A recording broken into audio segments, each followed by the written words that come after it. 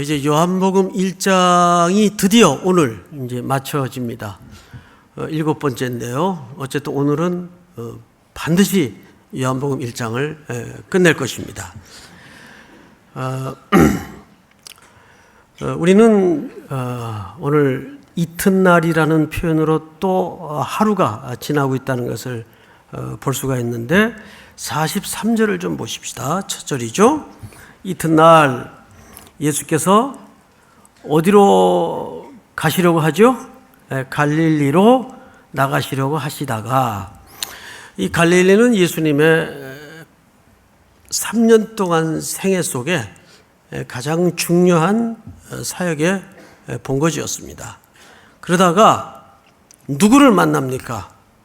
빌립을 만나게 됩니다. 이렇게 한 사람 한 사람씩 이제 제자 무리가 모여들게 되죠. 자, 그런데 여기 만나다라는 말을 우리말 성경에는 마치 이런 느낌으로 오해를 할 수가 있어요. 목적지는 갈릴리인데 거길 가시다가 길에서 우연히 빌립을 만났다.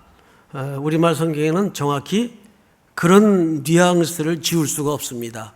그런데 여기 표현된 유리스코라는 이 말은 만나다라는 표현은 그런 의미가 아니고 정확하게 이런 뜻입니다. 찾고 찾은 끝에 만나진, 이런 뜻입니다. 그렇다면 이 빌립은 길 가다 우연히 만난 제자가 아니에요. 예수님이 주도권을 가지고, 모든 만남의 주도권은 그분에게 있어요. 주도권을 가지고 갈릴리의 어떤 사역을 위해서 가시다가 이 제자를 찾고 찾아서 만난 제자입니다. 주님 안에서는 사소한 만남일지라도 우연한 만남은 없습니다. 그리고 요한복음 4장쯤 가면 예수님이 이런 말씀을 하세요. 신령과 진리로 예배할 때가 오는데 그 예배하는 자를 찾으신다라고 돼 있어요. 그러니까 우리가 평범한 한 주가 또 지나서 이 공간에 모여들었어요. 그냥 때가 되니까 우연히 또는 그냥 일상적으로 온 것 같지만 사실은 저와 여러분들의 이 자리의 만남도 하나님의 영광 앞에서 하나님이 간절하게 강렬하게 찾고 찾아서 만나신 자리입니다. 자, 여기에서 어떤 파생적 의미가 가능한가 하면 예수님은 그래서 소자의 대접 하나도 소홀히 잊지 않겠다라고 얘기를 해요. 그 말은 무슨 얘기가 되냐 하면 예수 믿는 사람은 사소해 보이는 만남도 소홀히 할 만남은 없다는 얘기예요. 믿으십니까? 네. 제가 이번 주 우리 청년들 데리고 저 시리아에서 넘어온 난민들을 돌보러 레바논 땅을 다녀왔는데 거기에서 많은 시리아 어린아이들을 만났어요. 그 깊고 슬픈 눈빛이 팍팍 머리에 찍혀 있어서 지워지질 않아요. 그런데 그 아이들과의 만남도 스쳐 지나가는 만남처럼 짧은 일정이지만 우연한 만남이 아니라는 거죠. 자, 그런 이제 만남이 이어지는데 이르시되 나를 따르라 하시니 44절 빌립은 안드레와 베드로와 한 동네 어디 사람이라고 돼 있어요? 베세다 사람이다. 이 빌립이 보니까 앞서 등장한 안드레와 베드로와 한 마을 사람이에요. 근데 그 마을 이름이 베세다예요. 베세다라는 마을은 우리 귀에 낯설지 않은 지명인데 이스라엘 온 천지는 참 경이로운 땅입니다. 여러분들이 다른 여행지도 참 의미가 있겠지만 평생에 그래도 우리 예수님이 거닐고 살아내셨던 그 한 시대를 경험을 갖고 계시던 그 역사의 땅을 한번 밟아보는 것도 평생에 버킷리스트로서 의미가 있을 것 같아요. 이 베세다라는 마을은 무슨 뜻인가 하면 어부의 집이라는 뜻입니다. 어부의 집. 이들은 어촌에서 고기잡이를 하며 살았던 한 동네 청년들 같아요. 베세다 자체가 어부의 집이에요. 그래서 예수님도 베드로를 보시자마자 뭐라고 그러셨죠? 네가 사람을 낚는 어부가 되리라. 이 낚다라는 말은 끌어올린다 그 말이에요. 흑암과 어둠의 구덩이에서 신음하던 영혼들을 끌어올리는 사람을 낚는 어부가 되리라 그 뜻이에요. 자, 여기에 아주 자연적인 흐름 속에서 조그마한 첫 번째 결론이 도출됩니다. 우리를 하나님이 찾고 찾아서 만나셨어요. 왜? 사람을 낚는 어부로 살도록 하기 위해서. 청년들하고 선교지를 가보면 이번에도 참 그 레바논에서 많은 청년들과 생활을 했지만 제 느낌 속에는 이런 느낌이 지워지질 않아요. 이 친구들은 그 한 주, 두 주의 선교를 위해서 나머지 일터의 삶을 사는 듯한 느낌을 지울 수가 없어요. 근데 사실은 그게 맞아요. 우리가 이 순위는 정확히 해야 될 것 같아요. 세상의 직업도 소중합니다. 당연히 거기도 하나님의 소명의 자리예요. 그런데 그곳이 밥 세 끼를 위한 자리여서는 의미가 없어요. 하나님이 나를 그 일터로, 그 직장으로 보내실 때는 밥 세 끼를 벌어서 먹으라고 단순히 보낸 자리를 뛰어넘어서 거기는 내가 사람을 낚는 어부로서의 삶의 자리로 새롭게 등장해야 됩니다. 믿습니까? 그 일을 위해서 하나님이 우리를 찾아오셨고 찾도록 만나셨다고요. 우리를 왜 부르셨느냐? 사람을 낚는 어부가 되도록 하기 위해서. 그래서 그 일터도 선교를 위한 일터요, 전도를 위한 일터요, 사람을 낚는 어부로서의 삶의 일터로. 제가 신학교 1학년 때 딱 입학을 하면 새로 만난 친구들이니까 다 자기소개를 첫 시간에 하더라고요. 근데 좀 나이가 들어 입학한 형님 같은 동기인데 한쪽 다리를 살짝 절어요. 근데 이분이 자기소개를 그렇게 해요. 저는 장차 양자강의 어부가 되겠습니다. 양자강은 어디 있어요? 중국 땅에 있죠. 양자강의 어부가 되겠습니다. 그리고 학교를 마치자마자 떠났어요. 이게 우리 삶의 본질이에요. 이 순위가 바뀌어서는 안 됩니다. 자, 그런데 이제 몇 절을 보시냐 하면 45절을 보십시다. 다 같이 한번 읽어볼까요? 45절 시작. 빌립이 나다나엘을 찾아 이르되 모세가 율법에 기록하였고 여러 선지자가 기록한 그 일을 우리가 만났으니 요셉의 아들 나사렛 예수니라. 네. 빌립이 자기가 만난 예수를 누구인가 빚진 마음으로 소개하기 위해서 제일 먼저 찾아간 사람이 나다나엘이라는 사람이에요. 사실 오늘 이야기의 주인공입니다. 근데 나다나엘에게 가서 두 가지 얘기를 해요. 하나는 내가 누구를 만났는데 첫째, 모세가 율법에 기록한 그 사람이다. 근데 그 사람이 누군가 봤더니 요셉의 아들, 목수, 요셉의 아들 나사렛 사람이더라. 여러분, 겉으로 볼 때는 정확한 전달 같지만 사실 이것은 다 알고 한 얘기는 아닙니다. 정확하게 예수가 누군지 그 메시아의 역할이 본질적으로 뭔지를 100% 알고 한 얘기는 아니에요. 그러니까 팩트를 얘기한 거예요. 내가 누구를 만났다. 근데 그 사람이 나사렛 사람이더라. 요셉의 아들 나사렛 사람이더라. 근데 그 사람이 모세가 율법에 기록한 바로 그 사람이더라. 그러니까 팩트를 얘기했어요. 그러자 이 나다나엘이 소극적인 반론을 제기합니다. 그 반론을 한번 들어봅시다. 47절 다 같이 46절 다 같이 시작. 나다나엘이 이르되 나사렛에서 무슨 선한 것이 날 수 있느냐 빌립이 이르되 와서 보라 하니라. 첫째, 나다나엘이 소극적인 그 반론이 뭐냐 하면 나사렛에서 무슨 선한 게 나겠느냐. 이 선한 것이라는 것은 그들이 구약으로부터 기다리던 그 메시아, 어떻게 그런 동네에서 그런 위대한 분이 날 수 있겠느냐 반론을 제기해요. 자, 여기 역설의 경이로움이 감춰져 있습니다.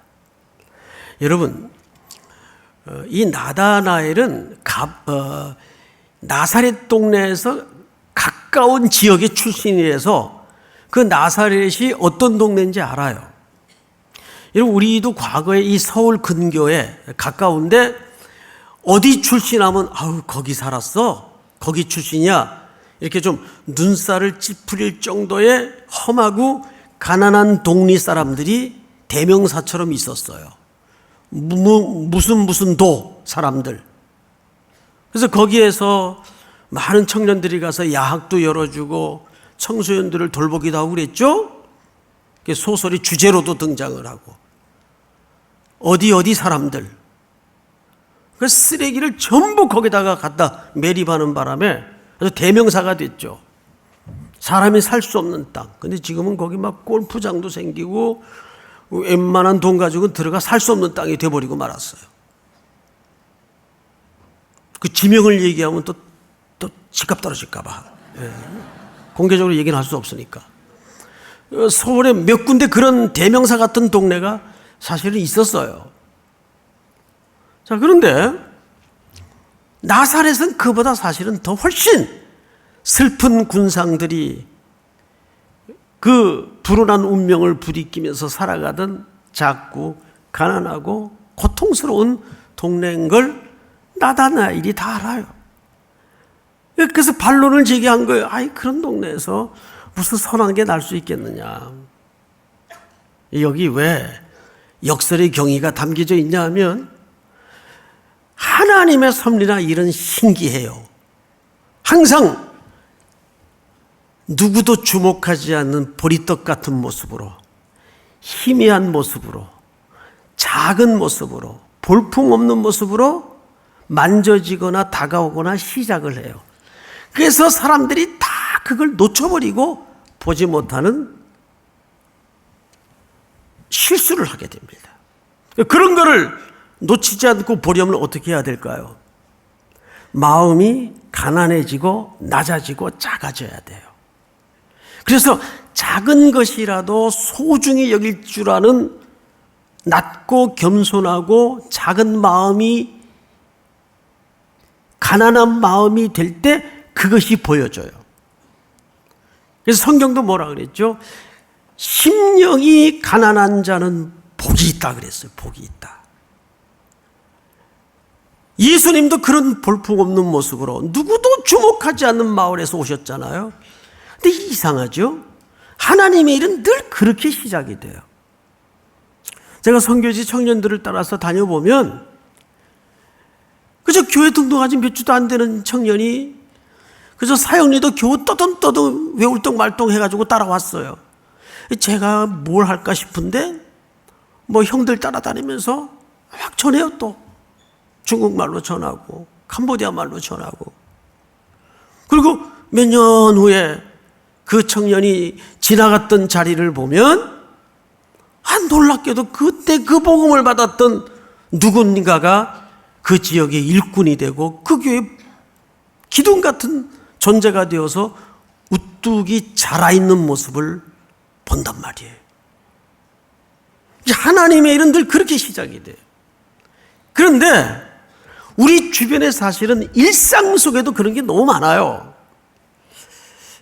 저 청년이 뭘 하겠나 싶은데 그 속에 보석이 숨어 있고 하나님의 큰 경이로움과 역사가 숨어 있어요.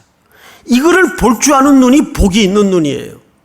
근데 대부분의 사람들이 마음이 높아 있고 호황돼 있고 큰 거와 번듯한 것만 찾다 보니까 그 하나님이 기호처럼 툭툭툭 감추어놓은 경이로움과 은총들을 다 유실해 버린다고요. 우리가 같이 그냥 청년부에 있을 때는, 대청진에 있을 때는 그래서 뭐 그런 청년인가 보다, 그저 돌멩이처럼 굴러다니는 청년인 줄 알았는데 그 보리떡 같았던 청년이 얼마 후 아주 번듯하고 반듯한 모습으로 현실 앞에 우뚝이 서 있는 모습을 불쑥불쑥 만나게 되는 거죠. 그걸 볼 수 있어야 돼요. 처음부터 크고 대단하고 제대로 된 것만 찾지 말고. 어떤 자매는 그냥 일도 없고 늘 그런 청년인데 한 가지에 꽂힌 거예요. 1년 내내 똑같은 옷만 입고 다니더래요, 그 청년이. 저 정도 고집과 뚝심이면 뭘 해도 하겠다 싶어서 꽂혀서 결혼을 한 자매가 있어요. 네? 그런 거죠. 그래서 여러분 오늘 자기 주변을 다시 보세요. 다시. 내가 미처 못 보고 놓쳐버린 그 하나님의 역설이 담아진 경이로운 인물이 누굴까를 생각해 보라는 거예요. 정말이에요. 참 하나님은 그런 모습으로 우리 옆에다가 그 툭툭툭 은총과 복을 그냥 놔둘 때가 있는데 그걸 못 본단 말이에요. 나사렛에서 무슨 선한 게 나겠느냐, 이걸 뽑아내야 돼요. 믿으십니까? 자, 그런데 이 반응을 빌립이 딱 보고는 뭐라고 얘기를 하냐면 46절 하반절에 보세요. 빌립이 이르되 와서 보라. 자, 저를 보세요. 따라서 해볼까요? 와서 보라. 여러분, 저는 이 담백한 빌립의 표현을 너무 좋아해요. 이 표현 속에 제 존재의 가치가 담아져 있기 때문에 그렇습니다. 여러분, 이 와서 보라는 말은 빌립이 오리지널리티를 갖고 있지 않아요. 이 빌립이 처음 한 얘기가 아니에요. 39절을 보시면 이 이야기를 누가 벌써 하셨어요. 39절 다 같이 시작. 예수께서 이르시되 와서 보라. 그러므로 그들이 가서 계신 데를 보고 그날 함께 거하니 때가 10시쯤 되었더라. 여러분, 누가 이 표현을 먼저 썼나요? 예수님이 먼저 쓰셨어요. 예수님이 뭐 말을 못 하십니까? 설득을 못 하시겠습니까? 그냥 설명하고 설득하고 선포하고 그러질 않아요. 예수님도 빌립처럼 뭐라 그러셨어요? 와서 보라. 자, 여러분에게 한번 여쭤볼게요. 여러분들은 예수님을 알고 믿었나요? 믿고 알았나요? 어느 쪽이에요? 질문 자체를 잘 모르시겠어요? 다시요. 알고 믿었나요? 믿고 알았나요? 믿고 알았죠. 믿고 알았죠. 누가 예수를 알고 믿어요? 근데 우리는 전도나 선교나 인생의 이해에 대해서, 신앙이라는 여정에 대해서 어떤 오해를 갖냐 하면 한 걸음 한 걸음 설득이 되고 이해가 되고 해석이 돼야 한 발자국 뗀다고 생각을 해요. 아니에요. 우린 믿고 가는 것이고 믿고 아는 거예요. 요단강이 갈라진 것은 제사장들이, 백성들이 갈라질 걸 알고 들어갔습니까? 믿고 들어갔습니까? 그럼 믿고 들어간 거예요.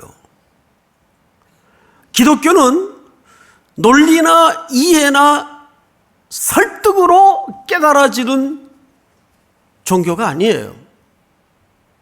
여러분, 하나님이신 예수 그리스도가, 신이신 그 그리스도가 죄인의 몸을 입으시고 오셔서 송태근이를 구원하셨다는 사실이, 여러분, 그게 논리로 설명이 되겠어요? 이성으로 설명이 되겠어요?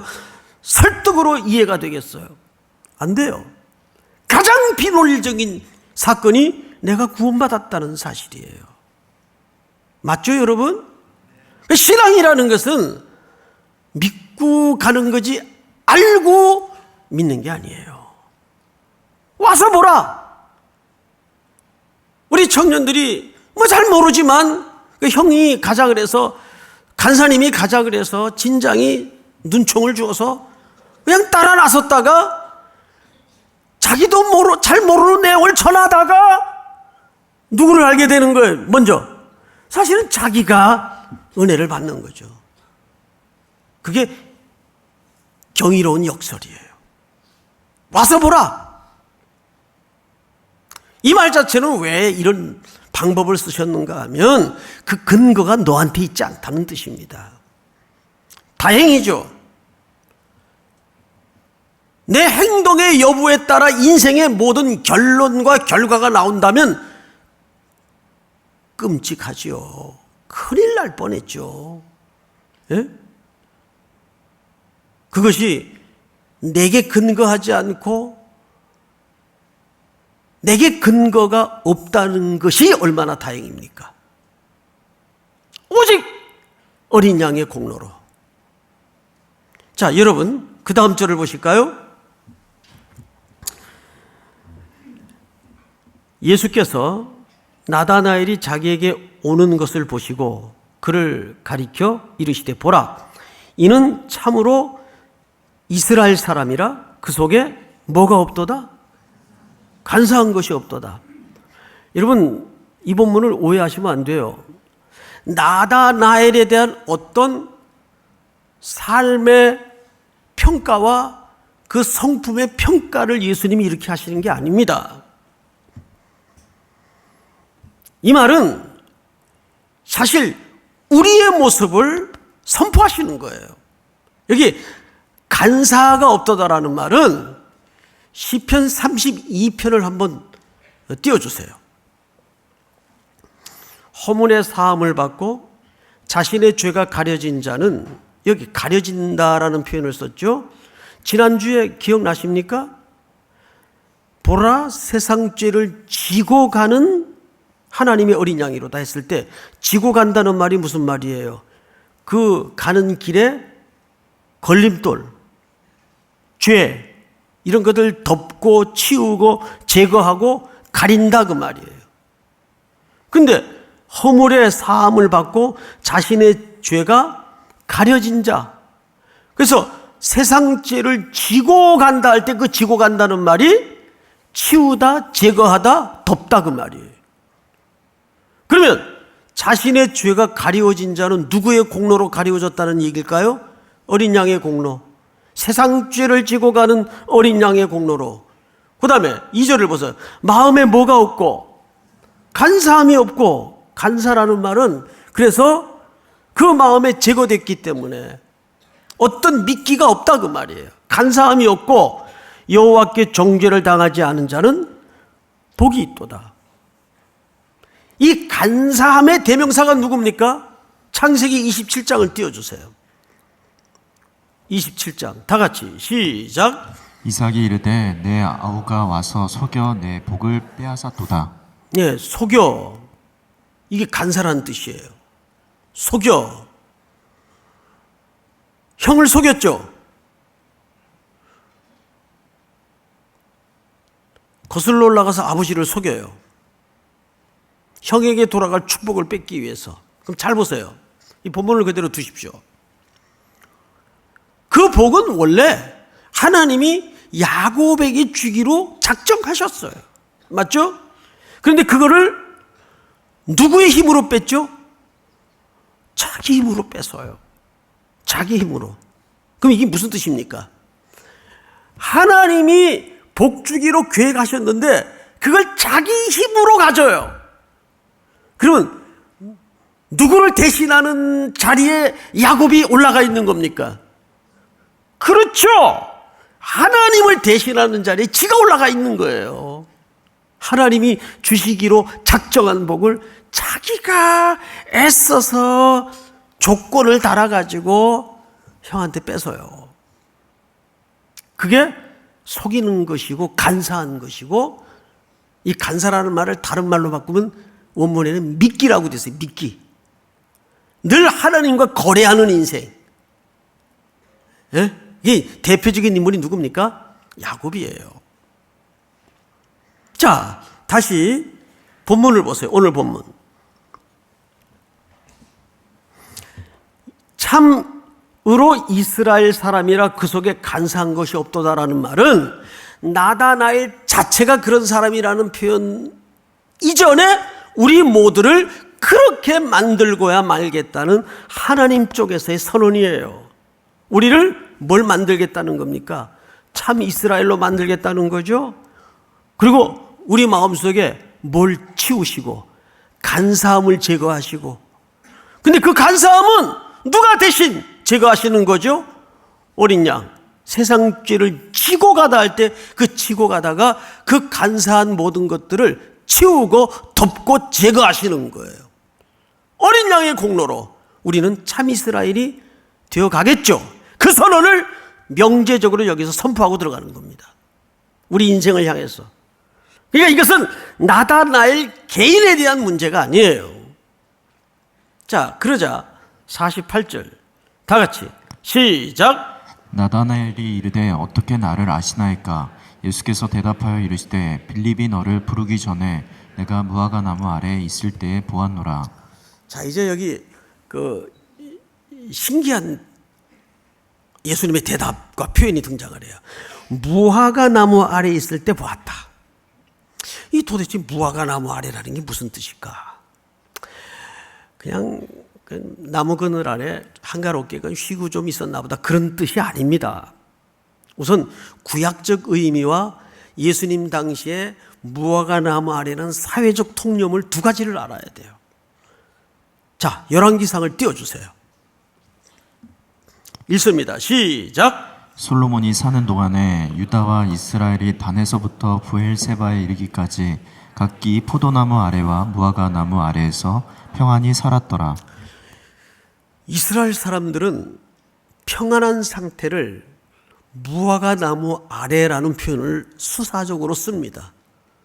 솔로몬 시대의 그 평안함을 포도나무 아래와 풍요를 얘기하겠죠. 무화과 나무 아래에서 어떻게 살았더라? 평안히 살았더라.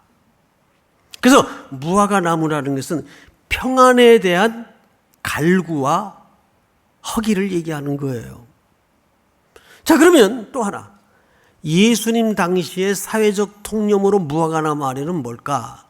이것은 너무 유명한 얘기인데, 주로 무화과 나무 아래 앉았다라는 것은 하나님의 말씀을 연구하고 가르침을 받고 대화하고 기도하고 묵상하는 태도를 얘기합니다.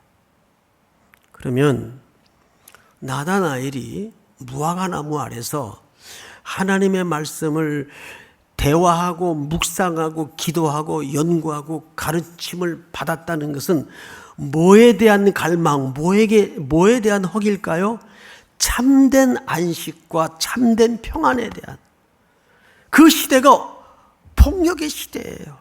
오늘 시대와 같이 황금 만능주의의 시대예요.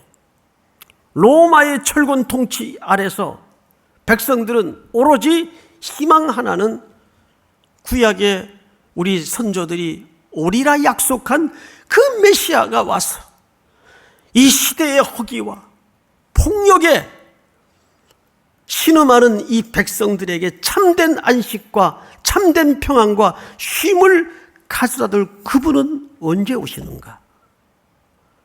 무화과 나무 아래서 그 허기에 가득 차 하나님의 말씀을 붙들고 묵상하고 연구하고 있었어요. 네가 무화과 나무 아래서 그런 영적인 허기에 목말라 있는 것을 내가 보았다, 그 말이에요. 이해가 돼요, 여러분? 자, 그러자 49절을 보세요. 나다나엘이 대답하되 라삐여, 당신은 하나님의 아들이시요 당신은 이스라엘의 임금이로소이다. 50절 다 같이 시작. 예수께서 대답하여 이르시되 내가 너를 무화과 나무 아래에서 보았다 함으로 믿느냐? 이보다 더 큰 일을 보리라. 이것은 나다나엘의 작은 믿음을 폄하하는 게 아니에요. 내가 너 무화과 나무에 있는 거 보았다니까 너 그제서야 나를 하나님의 아들로 메시아로 인정하냐? 그 얘기가 아니라 그래, 네 말이 맞다. 그런데 이거는 약과다. 네가 더 큰 일을 볼 것이다. 아니, 메시아를 만난 일보다 더 큰 일? 도대체 그 일이 뭐란 말입니까? 그래서 오늘 말씀의 제목이 뭐죠? 더 큰 일을 보리라. 그런데 불행하게도 여러분들의 얼굴에는 그 더 큰 일에 대한 기대가 별로 없어요, 지금. 더 큰 일을 기대하시기 바랍니다. 자, 그렇다면 도대체 메시아를 만난 것 이상으로 더 큰 일이 뭘까요? 이런 거죠. 자, 여러분 생각을 해보세요. 우리가 예수를 만났다는 것은 만난 걸로 다 된 겁니까? 우리가 사랑하는 사람을 만났다는 것은 사랑하는 사람 만난 걸로 끝난 겁니까? 그 만남을 통해서 둘이 만들어갈 더 무지개 빛깔 같은 앞으로의 인생이 더 기대가 되는 거죠. 그래야 맞는 거 아니겠어요? 우리가 글을 배운다는 것은 글 배워서 읽는 것으로 끝나는 겁니까? 그 내용 안에 부요한 사상과 철학과 의미와 내용으로 들어가야 글을 배우는 목적이 맞듯이 네가 메시아 만난 걸로 그게 끝인 줄 아느냐? 아니야. 그건 아무것도 아니야. 더 큰 일을 보게 될 것이다. 이야, 도대체 그렇다면 거기서 말하는 더 큰 일은 뭘까? 그러면서 이런 얘기를 해요. 오늘 본론이면서 결론입니다. 51절 다 같이 시작. 또 이르시되 진실로 진실로 너에게 이르노니 하늘이 열리고 하나님의 사자들이 인자 위에 오르락 내리락 하는 것을 보리라 하시니라. 이게 더 큰 일이래요. 이 뭘 얘기하는 걸까? 그래서 우리는 예수님이 이 말씀을 하시게 된 이 출처가 어딘가를 좀 알아볼 필요가 있어요.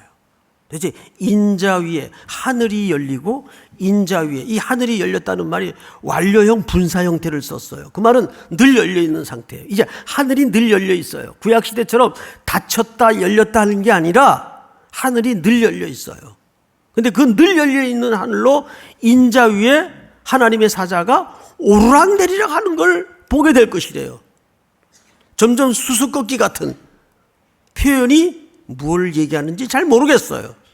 그래서 우리는 이 의미를 알기 위해서는 예수님이 인용한 구약의 원출처로 떠나보는 수밖에 도리가 없어요. 창세기 28장 다 같이 엽니다. 창세기 28장 자막 없어요. 빨리 찾으세요.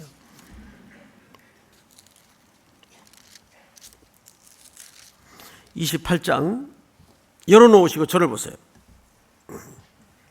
여러분, 28장은 야곱이 이제 드디어 형을 속이고 아버지 속인 대가로 지금 집안이 폭풍전야예요. 그래서 엄마가 이러다가 한날 한시에 두 아들을 잃겠구나 생각을 해서 사랑하는 아들 야곱에게 보찜을 하나 싸게 합니다. 그런 등을 밀어서 형의 분노가 풀릴 때까지 자, 외삼촌 댁에 좀 너 갔다 와라. 떠나보내요. 처음으로 집이라는 안전한 둥지를 떠나는 겁니다. 한참 길을 걷다가 한 밤을 만나요. 찬이슬을 맞으며 산 어느 중턱에서 돌을 베기하고 누웠는데 하늘을 보니 별이 총총 박히고 그 별을 헤면서 그가 잠이 들어요. 성경에 등장한 최초의 노숙자가 되는 거죠. 그런데 원래 히브리 법의 가장 중요한 법 중에 하나가 나그네 환대법이라는 게 있어서 절대 나그네들이 노숙을 하면 안 돼요. 노숙을 하면 그 마을의 수치입니다. 체면 문화 때문에 또 하나님의 율법에 따라서 과부, 고아, 나그네는 돌아보도록 돼 있어요. 그런데 여기 지금 웬걸 야곱은 그마저도 상황이 안 돼서 노숙을 한다는 것은 이 세상에 처절하게 혼자라는 얘기입니다. 누구도 그를 돌보거나 함께하지 않고 있다는 얘기예요. 완전히 세상으로부터 등돌림을 당한 야곱. 어쩌면 오늘 이 자리에 그런 운명의 시간을 붙들고 여기가 끝인가 보, 그런 마음으로 이 예배를 찾은 분들이 혹 있을 수 있어요. 길도 없고 답도 없고 내가 처한 상황이 설득도 해석도 이해도 안 될 때, 마치 야곱은 지금 그런 밤을 만난 거죠. 누구도 맞아주지 않는 밤, 온 세상이 등을 돌린 밤. 그때 철저히 홀로라고 생각했던 그 밤에 하나님이 드디어 공식적이고 공개적으로 야곱의 인생 속에 찾아오시는 거예요. 그러면서 이런 얘기를 하십니다. 10절 시작. 야곱이 브엘세바에서 떠나 하란으로 향하여 가더니 한 곳에 이르러는 해가 진지라. 거기서 유숙하려고 그곳에 한 돌을 가져다가 베개를 삼고 거기 누워 자더니 시작. 꿈에 본즉 사닥다리가 땅 위에 서 있는데 그 꼭대기가 하늘에 닿았고 또 본즉 하나님의 사자들이 그 위에서 오르락 내리락 하고. 여러분 앞을 보세요. 꿈을 꾸는데 꿈에 사닥다리가 보여요. 사닥다리가 서 있어요. 근데 여쭤볼게요. 사닥다리는 뭐 하는 데 쓰는 겁니까? 뭐 하는 데 쓰는 거예요? 근데 그렇게 대답할 줄 알았어요. 인간은 늘 올라가는 데 쓴다고 대답을 해요. 근데 여기 지금 사닥다리는 올라가려고 놓여져 있습니까? 내려오려고 놓여져 있습니까? 예, 누가? 하나님의 사자가 은혜로 지금 이 사닥다리를 타고 고독한 밤을 만난 야곱의 인생 속에 찾아오시는 사건이에요. 그러면서 이런 얘기를 해요. 그 꼭대기가 하늘에 닿았고 또 본즉 하나님의 사자들이 그 위에서 오르락 내리락 하고. 이거 지금 어디서 본 본문하고 똑같죠? 바로 나다나엘에게 예수님이 더 큰 일을 보리라 말씀하시면서 하셨던 내용과 일치하는 내용이 여기서 인용을 한 겁니다. 그러면 지금 예수님은 나다나엘에게 누구 얘기를 하고 싶은 거예요? 야곱의 이야기를 하고 싶은 거예요. 야곱의 이야기. 그러면 야곱은 여기서 어떤 모습으로 등장을 하는가를 알아야 돼요. 성경을 볼까요? 13절 다 같이 읽겠습니다. 시작. 또 본즉 여호와께서 그 위에 서서 이르시되 나는 여호와니 너의 조부 아브라함의 하나님이요 이삭의 하나님이라. 내가 누워있는 땅을 내가 너와 내 자손에게 주리니 네 자손이 땅에 티끌같이 되어 네가 서쪽 동쪽 북쪽 남쪽으로 퍼져갈지며 땅의 모든 족속이 너와 네 자손으로 말미암아 복을 받으리라. 15절 시작. 내가 너와 함께 있어 내가 어디로 가든지 너를 지키며 너를 이끌어 이 땅으로 돌아오게 할지라. 내가 내게 허락한 것을 다 이루기까지 너를 떠나지 아니하리라 하신지라. 자, 여러분 이 15절은 굉장히 중요합니다. 15절은 내가 너와 어떻게 해요? 함께 있고 어디로 가든지 너를 지키며 너를 이끌어, 그리고 끝에는 너를 떠나지 아니하리라. 그리고 어떻게 하겠대? 이 땅으로 돌아오게 하겠대요. 자, 그럼 이상하잖아요. 어떤 의문이 드냐 하면, 아니 어차피 함께 해주시고 지키시고 돌보시고 하시면서 이 땅에 결국은 돌아오게 하겠다면 더 좋은 건 뭐죠? 안 떠나보내는 게 제일 좋잖아요. 그렇잖아요. 아예 이 먼 외롭고 무서운 길을 안 떠나게 하면 더 좋잖아요. 군대 안 갔다 오면 더 좋잖아요. 왜 갔다 오게 해요? 여러분,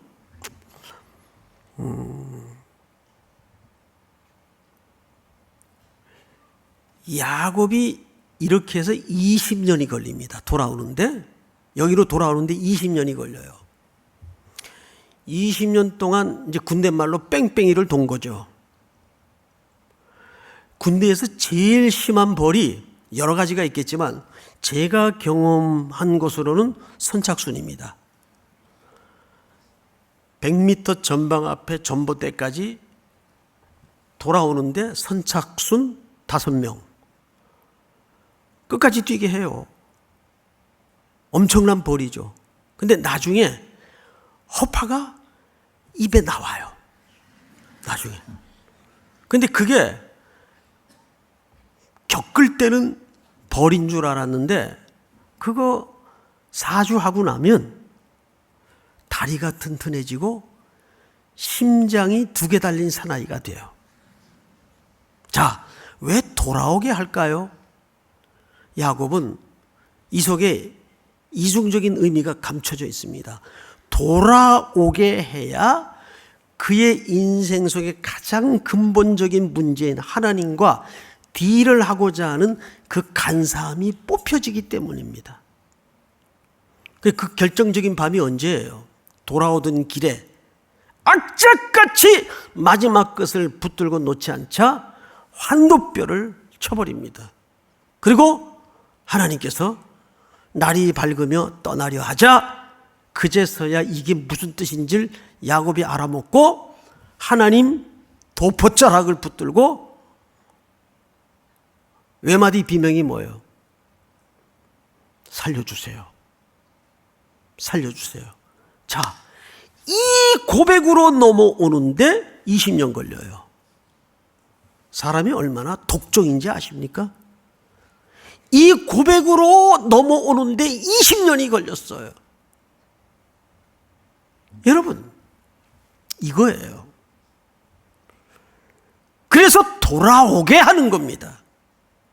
이것은 하나님이 택한 하나님의 백성인 야곱 속에 참 이스라엘이 되기까지 돌리는 거예요. 군대 말로 뺑뺑이를 돌리는 거예요. 그래서 그 안에 계속 수많은 불순물들을 뽑아내는 겁니다. 이거 뽑아내면 또 이게 생기고 이거 뽑아내면 또 이게 생기고. 그런데 인간의 고집스러운 만큼 하나님도 고집이 장난 아니에요. 그 고집의 별명이 영원하신 하나님. 영원하신 하나님. 우린 기껏 지가 고집 부려봐야 7, 80 부리는 거예요. 요즘 90까지 부린다 그래요. 위험한 노후죠. 여러분, 결국 나다나이를 향해서 참 이스라엘이라는 말은 하나님께서 야곱을 참 이스라엘 만듭니까 안 만듭니까? 이스라엘 만들잖아요. 그리고 그 안에 간사한 것들을 뽑아내시지 않습니까? 예수님이 이 땅에 왜 오신다는 거예요? 네가 나를 메시아로 만났다 해서 다 된 줄 아느냐? 그거보다 더 큰 일을 벌이라. 우리의 눈물 속에 함께 해주시고 고단한 여정 속에 함께 해주시고 우리의 슬픔 속에 함께 해주시고 내가 끝까지 내 인생의 추적자가 되겠다. 이 선언을 하고 들어가시는 겁니다. 믿습니까? 오늘도 이 말씀과 이 약속이 길이 보이지 않는 여러분들의 또 한 주간 속에도 철저한 선명한 약속의 말씀으로 새로워지기를 주의 이름으로 축복합니다. 우리 다 일어나십시다. 주는 완전합니다.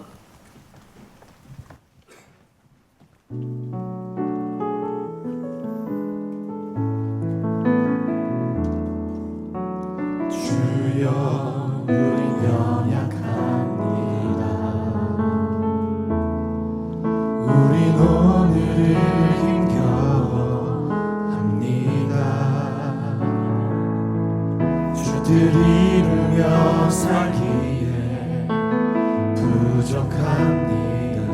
우린 연약합니다. 우린 연약합니다. 주여 우린 넘어집니다. 주여 우린 넘어집니다. 오늘 하루 또 실수합니다. 주의 긍휼을 구하는 죄인입니다. 우리 주만 바라봅니다. 하나님 주님의 은혜 온 세상 위에 넘칩니다. 가릴 수 없는 주 영광